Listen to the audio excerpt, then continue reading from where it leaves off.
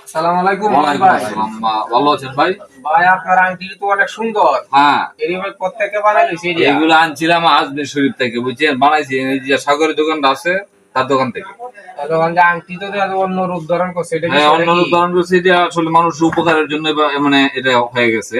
এখন এইখান থেকে মনে করেন মানুষের ন্যায় নিয়ে কাজ করি, আবার এই যে রেখে দেয়। তাহলে ভাই আপনার এই যে এই টয়লেট ময়লেট করতে সমস্যা হয় কি?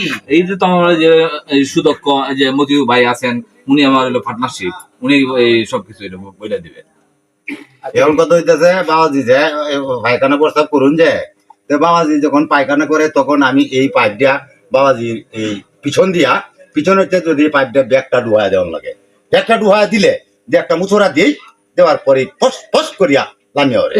তারপরে বাবাজি যখন প্রস্রাব করে তখন প্রস্রাবের সময় যখন হয় তখন আমি এই লেজটা বাবাজির এই লিঙ্গে আমি ঢুকাই দেয়া একটা করে দাদা দিই, দেওয়ার পরে তখন প্রস্তাবটা এইভাবে আস্তে আস্তে প্রস্তাবটা তখন পাইপ দিয়ে বাবাজি আমি এতে ধরাই দিই, এই পাইপ দিয়ে করে প্রস্তাবটা বাবাজি পাইপ করে। বাবাজি বহুদিন ধরে জঙ্গলবাসী, এখন দুনিয়ার সমাজে আসছে এই পাইপ দিয়ে যাই প্রস্তাবটা করা।